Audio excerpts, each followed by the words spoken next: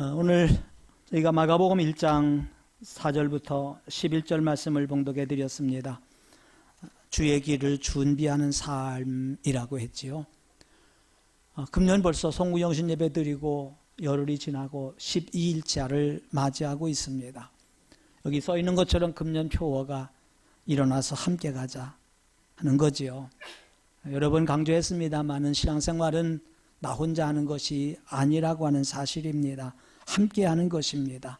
믿지 않는 사람을 전도해서 함께 예수 믿게 하고 하나님 나라까지 함께 가고 하고, 주일날은 나 혼자 교회 오는 것이 아니라 가족들 교회 가자, 또 친구들 오늘 교회 가자, 이렇게 하는 것이 우리가 살아가는 아름다운 삶의 모습입니다.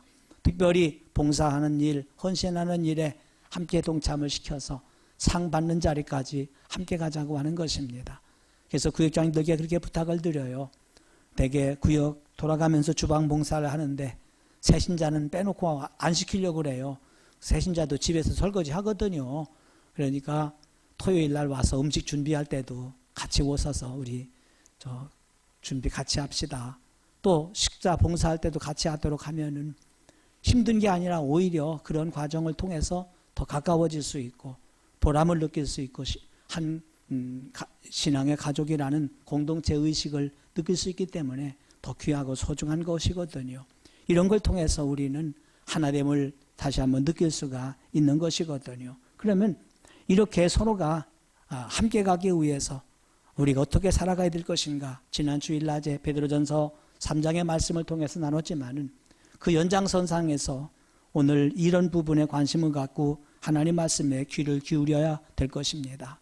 왜냐하면 예수님은 준비된 사람을 찾아오시기 때문에 그렇습니다. 잘 아시겠지만 6월절 앞에 두고 예수님은 어린 나귀를 타고 예루살렘에 들어가셨습니다.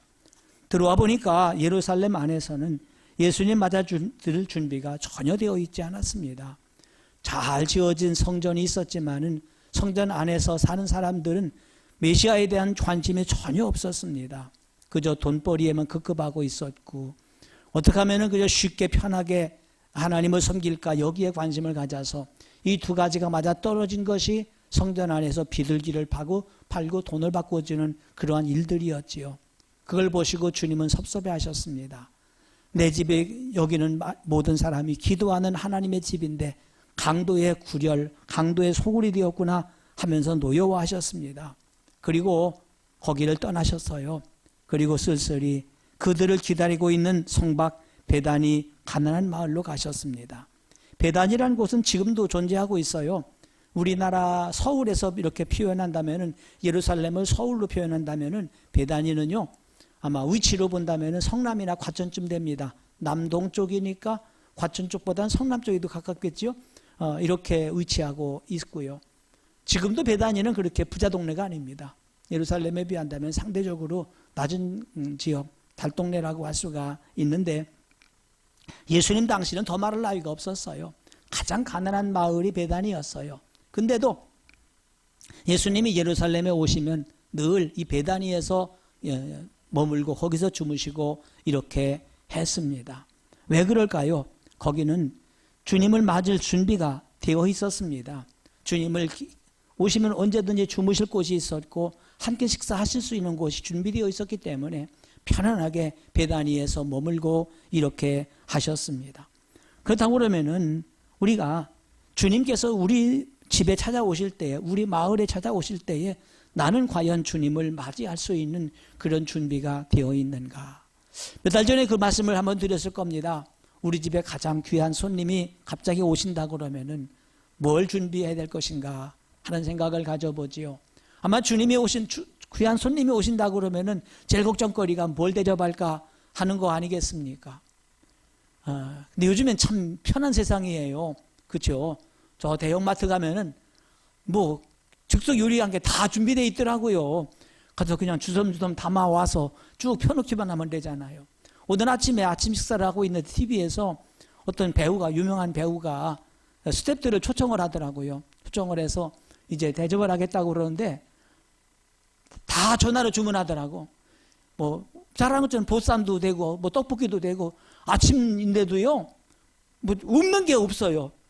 몰라, 4군데가 6군데 전화했더니 띵동하고 배달하고 띵동하고 배달하는데 초청한 손님 오기 전에 한 상 다 챙겨놨어. 또 얼마나 능청맞은지요.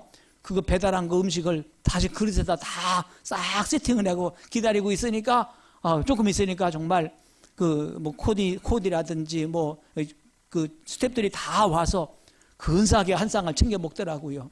얼마나 편해요. 그러니까 손님이 오신다 그러면 음식 걱정 별로 안 하잖아요. 그래도 할 게 하나 있어요. 방 청소지요. 방 청소까지 누가 대신해 주지 못하니까 막 청소합니다. 급하게 청소하면 또 먼지까지 나니까 창문 열어놓고 막 먼지 빨아내고 이렇게 하잖아요. 이게 맞는 것 같아요. 음식 준비하는 것도 귀하지만은 사실은 집안 청소하는 게 더 급하잖아요. 그래서 지저분한 모습 보이지 않고 깔끔한 모습 보이기 위해서 뭐 어디다가 쑤셔 쳐놓더라 하더라도 일단 안 보이는 데다 감춰놓는 게 이게 우선이 아니겠냐는 말이지요. 주님께서 우리 마음에 찾아오실 때도 마찬가지 아니겠습니까? 마태복음에 뭐라고 그래요? 마음이 청결한 자가 하나님을 볼 것이라고 그랬습니다. 만약에 우리의 마음 상태가 청결하게 되어 있지 않으면 주님을 영접할 수가 없거든요.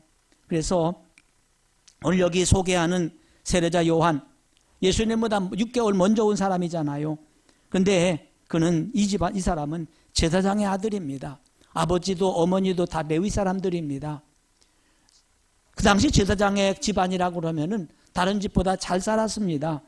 부유층에 속했습니다. 부귀, 영화, 명예, 권세 다 누릴 수가 있었습니다. 그러나 요한은 그런 건 누리지 않았습니다. 들에 살면서 그저 낙타 털옷을 입고 메뚜기와 석청을 먹으면서 백성들에게 회개의 세례를 전파하고 있었습니다. 사실 예수님은 우리에게 멀리 계신 분이 아니지요.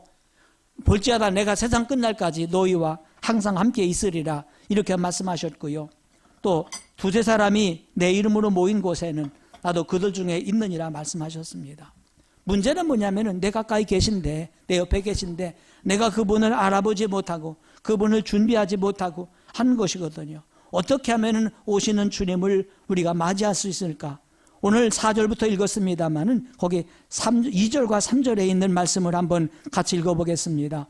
마가복음 1장 2절과 3절입니다. 선지자 이사야의 글에 보라 내가 광야에 외치는 자의 소리가 있어 이르되 너희는 주의 길을 준비하라 그의 오실 길을 곧게 하라 이렇게 말했지요. 그리고 거기 기역과 니은이 있어요. 밑에 보면은 여기가 성경 어디 나온다고 그랬습니까? 말라기 3장 1절.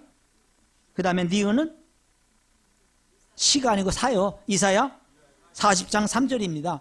여기 하나 빠진 게 또 하나가 있어요. 이게 어디냐면은 출애굽기 23장 20절입니다. 이 세 구절을 같이 섞어서 여기다가 인용을 하고 있는 것입니다. 그렇다면은 어떻게 하면 우리를 찾아오시는 주님의 길을 미리 준비할 수가 있을까? 그래서 말씀의 제목을 주의 길을 준비하는 삶이라고 한 것입니다. 주의 길을 준비하기 위해서는 먼저 하나님이 보내신 선지자의 목소리를 귀담아 들어야 됩니다. 거기 1장 2절에 있는 말씀 다시 보면은 보라 내가 내 사자를 내 앞에 보내노니 그가 내 길을 준비하리라 이렇게 말했지요. 이 말은 출애굽기 23장 20절과 21절에 보면은 더 잘 이해가 돼요. 제가 읽어드릴게요. 내가 사자를 내 앞에 보내어 길에서 너를 보호하여 너를 내가 예비한 곳에 이르게 하리니 너희는 삼가 그의 목소리를 청종하고 그를 노엽게 하지 말라 이렇게 말했습니다. 여기서 주의 길을 예비하러 보낸 사람이 바로 선지자가 세례자 요한이잖아요. 주님의 제자가 된 많은 사람들은 거의 대부분 요한의 제자였습니다. 베드로의 형제인 안드레가 그랬고요. 사도 요한이 그랬습니다. 그리고 많은 선지자들, 많은 제자들이 세례자 요한의 말을 따르다가 주님을 만났습니다. 그러나 주님을 모함하고 죽이려고 하는 무리들은 세례자 요한의 말도 듣지 않았잖아요. 그래서 예수님께서 물어보지 않습니까? 요한의 세례가 하늘로부터냐 사람으로부터냐 하고 물었을 때 말하지 못했지요. 왜냐하면 하늘로부터다 이렇게 말하면 너희들은 왜 그에게 세례 안 받았느냐 이렇게 말하면 할 말이 없거든요.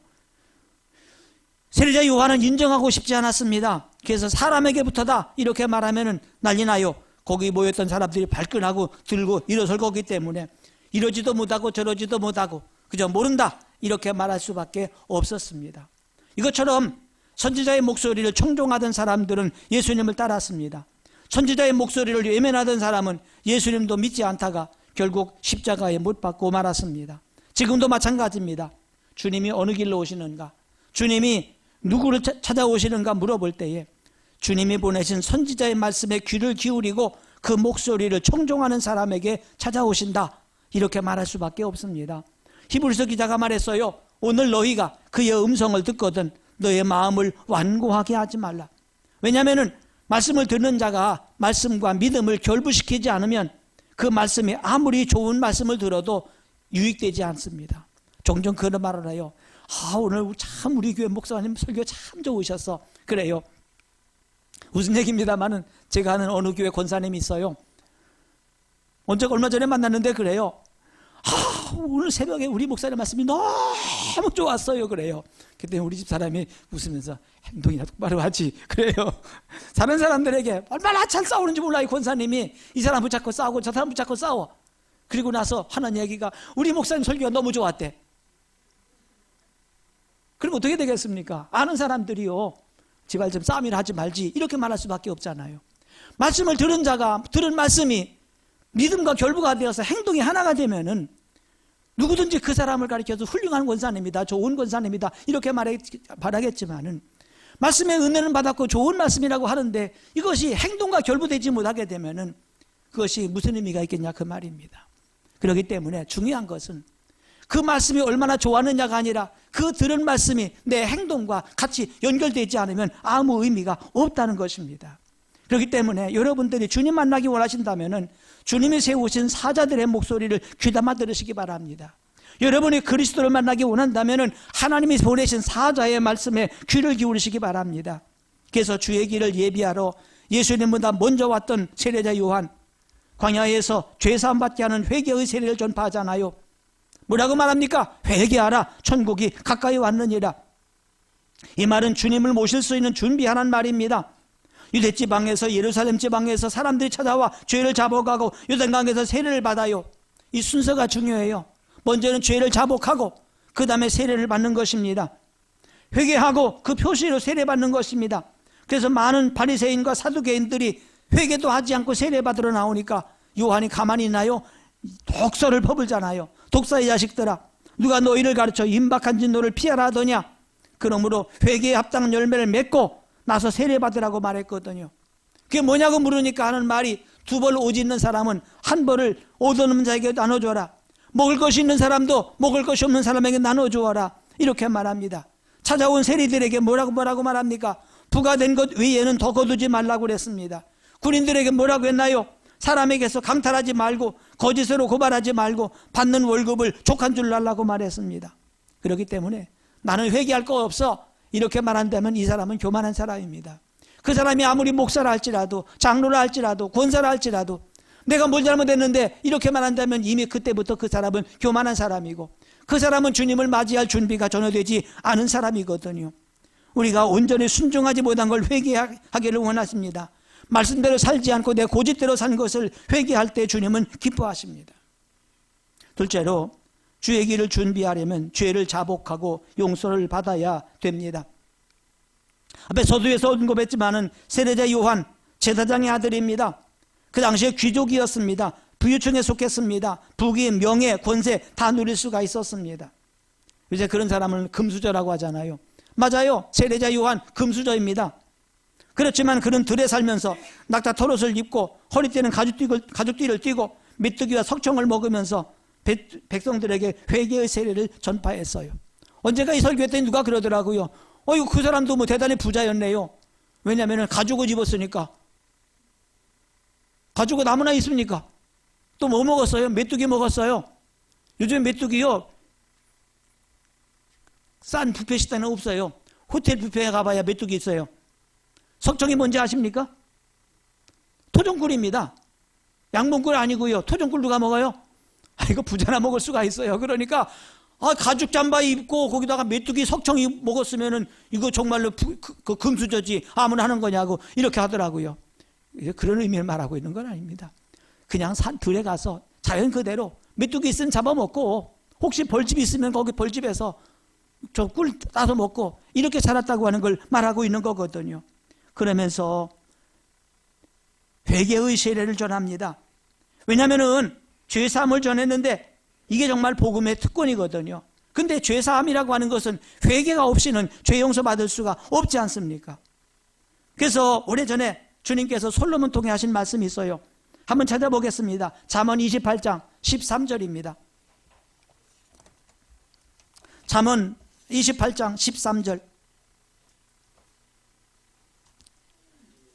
예, 찾으셨으면 한번 같이 읽어보겠습니다. 28장 13절 시작. 같이 읽겠습니다. 자기 죄를 숨기는 자는 형통하지 못하나 죄를 자복하고 버리는 자는 불쌍히 여김을 받으리라. 아멘. 누가 형통합니까? 자기 죄를 버리는 사람 불쌍히 여김 받습니다. 형통합니다. 그러나 죄를 자복하지 않고 숨기는 사람은 형통하지 못하다고 그랬습니다. 그래요. 죄를 감추는 사람, 숨기는 사람은 잘 되지 않습니다.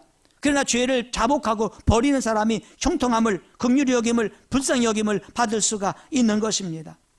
주님 말씀하셨죠. 제자들에게 만일 내 형제가 죄를 범하거든 경고하고 회개하거든 용서하라. 뭐하거든 용서하라? 회개하거든 용서하라. 만일 하루에 7번이라도 내게 죄를 짓고 7번 내게 돌아와서 내게 회개하노라 하거든 너는 용서하라. 7번 죄를 지면 용서하라는 게 아니고 뭐 하면은요? 아니요. 더 중요한 거 있어요. 그냥 용서하라는 게 아닙니다. 뭐 하거든 용서하라. 내가 회개하노라 하거든 용서하라. 내가 뭘 잘못했는지 모르는 사람에게 용서라고 말하지 않습니다. 내가 뭘 잘못했는데 당당한 사람에게 용서라고 말한 거 아닙니다. 아무리 죄를 많이 지었다 할지라도 내가 잘못했어, 내가 죄를 지었어, 미안해, 잘못했어 이렇게 말할 때는 7번뿐 아니라 70번씩 7번이라도 용서해 주라고 말씀하고 있는 것입니다. 누가복음 15장에 이른 아들을 기다리던 아버지의 비유가 나옵니다. 아버지와 나와의 관계보다도 더 중요한 게 돈이었어요. 그래서 아버지 보고 돈 달라고 말합니다. 어차피 내가 줄 건데 죽은데 주지 말고 살아있을 때 달라고 졸르기 시작을 합니다. 견디다 못한 아버지가 아들에게 돈을 줍니다. 뒤도 안 돌아보고 떠나가 버리고 말았습니다. 그런데 그의 꿈이 깨지기 시작을 했습니다. 먼 나라에 가서 허랑방탕하게 살다가 재산을 다 허비하고 말았어요. 얼마나 배가 고픈지 돼지가 먹는 쥐염 열매도 먹지 못해서 허덕이고 있다가 아버지를 찾아가기로 했습니다. 아버지 가면은 아버지 집에 살고 있는 품꾼들도 잘 먹고 잘 사는데 난 이게 뭔 고생인가. 그는 아버지를 찾아가기로 다짐을 합니다. 그리고 아버지를 찾아갔습니다. 아버지가 아들을 찾아 헤맸다는 말이 없습니다. 오히려 아버지는 아들이 돌아오기를 기다리고 있었습니다. 이 마을 저 마을 이 나라 저 나라 찾아다니지 않았습니다. 그러나 이제나 저제나 문 밖에서 기다리고 계셨다가 다행스럽게도 둘째 아들이 자기 잘못을 깨닫고 돌아올 때에 아버지는 쫓아 달려가서 그를 안아주고 회복시켜줍니다. 옷을 입혀줍니다. 손에 가락지를 끼워줍니다. 발에 신발에 신을 시켜줍니다. 왜 그랬을까요? 주인의 아들이 입는 옷과 종이 입는 옷이 달라요. 지금 입고 온 옷은 아들이 입는 옷이 아니었어요. 노예가 입는 옷이었어요. 종이 입는 옷이었어요. 그 옷을 벗기고 아들의 옷을 입혀주었어요. 가락지를 끼워줍니다. 이것은 그 집안의 자식들이라고 하는 문장입니다. 문장 반지입니다. 까닭에 그 반지를 끼워주는 것은 다시 아들의 지위를 회복시켜주는 겁니다. 그 당시 노예는 신발을 신지 않았습니다. 맨발이었습니다. 그 맨발에 아들에게 신을 시켜줬다는 것은 더 이상 노예가 아니라고 하는 것을 보여주고 있는 것입니다. 왜요? 잘못을 깨닫고 돌아왔기 때문입니다. 마찬가지입니다. 요한은 요단강에서 회개의 세례 전파했는데 그 내용이 마태복음에 더 잘 나왔더라고요. 제가 읽어드릴게요. 자기들의 죄를 자복하고 요단강에서 그에게 세례를 받더니 요한이 많은 바리새인과 사두개인들이 세례 베푸는 데로 오는 걸 보고 이르되 독사의 자식들아 누가 너희를 가르쳐 임박한 진노를 피하라 하더냐. 그러므로 회개에 합당한 열매를 맺고 이렇게 말하고 있습니다. 우리가 하나님과 멀어지는 건 죄 때문이잖아요. 우리가 하나님 나라에 들어가지 못하는 건 죄 때문이잖아요. 그러므로 주님이 오시는 길을 준비하려면 죄를 회개하고 죄 용서받아야 합니다. 하나 더 말씀을 드립니다. 우리가 주의 길을 준비하려면 내가 누군지 자신이 누군지 깨달아야 됩니다. 사람들은 세례자 요한을 대단한 사람으로 알고 스스로 모시려고 따라다녔습니다. 근데 정작 요한은 자기가 누군지 어떤 사람인지 잘 알고 있었습니다. 오늘 읽어드린 본문 7절에 보면 뭐라고 말하고 있나 보시기 바랍니다. 나보다 능력이 많으신 이가 내 뒤에 오시나니 나는 굽혀 그의 신발끈을 풀기도 감당하지 못하겠노라. 예수님은 자기보다 늦게 태어난 사람, 자신은 후배입니다. 내가 선배입니다. 그러나 그는 나보다 능력이 많으신 분이라고 소개했습니다. 나는 그분의 신발끈을 풀기도 감당하지 못하겠다고 그랬습니다. 그 당시 이스라엘은 신발이 샌달로 되어 있습니다. 끈으로 묶여져 있었습니다. 그래서 어느 집에 들어가게 되면 노예가 쫓아와서 신발을 풀어줍니다. 또 그 사람이 밖으로 외출하려고 나가게 되면 달려와서 신발을 신겨주면서 끈을 묶어줍니다. 이건 노예가 하는 일이었어요. 나는 예수님에게 신발을 풀어주고 신발을 신겨주는 그 일을 감당하는 것도 벅차다고 그는 그렇게 말하고 있습니다. 왜요? 그는 우리들에게 성령으로 세례를 베풀 수 있는 분이기 때문이라고 8절에 말하지요. 나는 너희에게 물로 세례를 베풀었거니와 그는 너희에게 성령으로 세례를 베푸시리라. 사실 세례자 요한이 나타나기 전까지 약 400년 동안, 선지자 말라기 이후에 400년 동안 이렇다 할 선지자가 나오지 않았습니다. 그렇기 때문에 세례 요한이 나타나자 사람들은 선풍적인 인기를 끌고 있었습니다. 그가 들에서 이렇게 외진고에 살고 있었지만은 그 들판에 사람들이 모여들기 시작을 했습니다. 어느 날 예루살렘에서 제사장과 레위 사람들이 찾아와서 물었습니다. 네가 누구냐? 그때 요한은 말했습니다. 나는 그리스도가 아니다. 그럼 엘리야냐? 그는 말했습니다. 나는 아니다. 그럼 네가 그 선지자, 성경에서 말한 그 선지자냐? 하고 물었을 때도 그도 아니라고 그랬습니다. 사람들은 아니라고 말하기를 주저합니다. 그저 침묵을 지킵니다. 근데 사실은 부정하지 않는 것은 긍정하는 것입니다. 침묵은 긍정입니다. 많은 이단자들이 여기서 잘못되고 말았어요. 아마 어떤 분이 그럽니다. 우리 목사님 대단하신 분이야. 예수님보다 훨씬 난 것 같아. 그럼 뭐라고 얘기죠? 하고 말아요. 대답 안 했어요. 그렇다고 말 안 했어요. 씩 웃었어요. 그러면 그게 바로 긍정이 되고 마는 거거든요. 거기서 분명히 아니라고 해야 되지요. 나는 예수도 아니고 예수보다 나은 사람도 아니고 그저 예수님의 신발끈을 풀기도 감당하지 못할 사람이야. 이렇게 말해줘야 되는데 많은 사람들이 거기서 주저버리고 맙니다. 우리 목사님 능력이 대단하신 분이야. 우리 목사님 세계적인 사람이야. 능력이 많으신 분이야. 이렇게 말할 때에 씩 웃고 말고 그냥 침묵을 한 거기 때문에 잘못된 길로 빠진 사람들이 참 많이 있어요. 지금은 옛날 사람이 되고 말았지만은 박태선 장로라는 분이 있었습니다. 감리교 장로였습니다. 이분이 한강에서 백사장에서 집회를 하게 되면은 수만 명이 모였습니다. 정말 능력이 많이 나타났습니다. 오죽한 의사 한 사람이 따라다녔어요. 의사가 병 고치러 따라다니는 게 아닙니다. 박태선 장로님이 기도해서 안수해서 병이 나았으면은 진짜 병이 나은 건지 의사가 확인을 했습니다. 그리고 병 나았다고 확정을 해줬습니다. 엄청나게 많은 사람이 병이 나았습니다. 사람들이 말합니다. 장로님이 목사님보다 훨씬 낫다. 뭐라고 했을까요? 이러고 말았어요. 씩 웃고 말았어요. 점점점 사람들의 입에서 이분은 장로님이지만 목사님보다 낫다. 소문이 퍼져나가기 시작합니다. 나중에는 말합니다. 예수보다 낫다. 나중에는 이분이 죽을 때가 되니까 자기 입으로서 말했습니다. 공자도 석가도 예수도 다 나의 제자다. 이러고 죽었습니다. 무엇 때문에? 사람들이 그를 높일 때에 그는 아니라고 하는 말을 하지 않았습니다. 여기서 바로 문제가 생겼습니다. 이런 말 되겠지요. 할렐루야 기도원 김계화 원장이라는 사람이 있었어요. 지금도 있는데 뭐하고 있는지 잘 모르겠어요. 최근 근황은 잘 모르겠어요. 처음에 저기 성동경찰서 뒤에서 지하실에서 기도원을 하고 있었을 때 찾아갔습니다. 제가 섬기던 목사님과 함께 찾아갔더니 병자들이 한 200명이 거의 모여 있는데 냄새가 얼마나 나는지 몰라요. 그분들 한 사람 한 사람 병을 고쳐주고 있었어요. 우리 목사님이 그분에게 그랬습니다. 그분 공식적인 직함이 김계화 전도사였어요. 그래서 그랬지요. 전도사란 말 쓰지 마라. 원장이라고 해라. 당신 신학교 하지 안 하지 않았느냐? 전도사 시치 어디서 받았느냐? 전도사요. 고시 받아야 돼요. 노회에서 보는 전도사 고시가 있어요. 거기 합격을 해야 그때부터 전도사란 말을 쓸 수가 있어요. 근데 신학교도 안 하고 전도사 시험도 안 봤어. 그러면 전도사요? 아니요? 아니잖아. 그러니까 그냥 원장이라고 해라. 그 말 안 듣더라고요. 이쪽으로 이사 왔었습니다. 바로 우리 교회 옆에 가까운 곳에 기도원이 있었습니다. 그때 그분이 목사님 그랬습니다. 주일날 교회를 나가라. 그랬더니 뭐라고 하냐면은 교회를 나갈 수가 없대요. 우리 교회 환자가 한 200명 있는데 이분들도 주일 예배를 드려야 되는데 어떻게 교회를 가느냐. 그러니까 교회를 못 나간다. 그러면 할렐루야 교회라고 해라 했더니 우리는 아직 교회가 아니다. 왜냐하면 교회가 세워지면 노회 지도를 받아야 되고 총회 지도를 받아야 되거든요. 그러니까 교회라고 하지 않았습니다. 그냥 어물쩡하게 지나가고 있는 거죠. 목사님 그랬습니다. 꼭 11시에 예배 드려야 되느냐. 11시에 교회 출석해라. 출석해서 그 교회 예배 드리고 목사님 지도를 받으면서 그리고 여기서는 1시나 2시에 목사님 모시다가 예배 드리면 되지 않겠느냐. 그러나 그에 소속된 교회가 없었습니다. 결국 그 말 듣지 않았습니다. 사람은 점점 모이기 시작했습니다. 포천에다 큰 기도원을 만들었습니다. 집회할 때마다 1000명, 2000명씩 모였습니다. 그리고 강당에다가 의자를 한 20개 놓았습니다. 20개 만들어 놓고 목사님들 다 올라오십시오. 그러면 그날 오신 목사님들 다 강단에 올라왔습니다. 예배 끝나고 가면 20만 원씩 줬어요.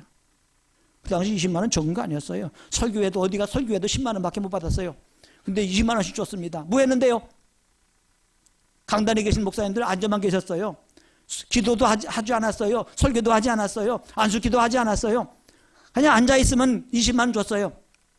목사님 오시면 혼자 올까요? 교인 데리고 올까요? 교인들 데리고 옵니다. 결국 그 사람은 목사님들을 이용을 했습니다. 그 이용당한 목사님들도 좀 멍청한 사람들이지만은 결국 이용을 하고 말았고 결국 이단 소리 듣고 지금은 점점 현적에서 사람들의 기억 속에 사라져가고 있습니다. 무엇 때문에 그렇습니까? 물론 맞아요. 대단한 능력을 가지고 있었고 대단한 은혜를 체험한 것도 사실입니다. 그러나 스스로 자기를 높이기 시작을 하니까 그때부터 점점 멀어지기 시작하더라 그 말입니다. 루터는 말했습니다. 천국은 겸손히 봉사하는 사람들이 누릴 행복의 나라다. 우리가 히스기야를 생각해 봅시다. 우리가 알고 있는 것처럼 히스기야 대단한 사람이잖아요. 믿음이 좋은 사람입니다. 그의 기도로 아수르 군대 18만 5천 명을 하루아침에 하룻밤에 송장을 만든 사람이 히스기야입니다. 근데 어느 날 그가 병들었습니다. 하나님이 그랬습니다. 너 이 병으로 낫지 못하니 자신을 정리해라. 기가 막혔습니다. 갑자기 죽는데요. 모든 거 정리하래요. 그때 히스기야가 벽을 향해서 무릎을 꿇으면서 기도합니다. 하나님, 잘못한 것이 많지만은 잘한 것도 있지 않습니까? 내 잘못을 용서해 주십시오. 기도했습니다. 근데 많은 사람들이 그건 알지만은 히스기야가 왜 병이 들었는지를 잘 몰라요. 성경 하나 찾아보겠습니다. 역대하서 32장 25절. 역대하서 32장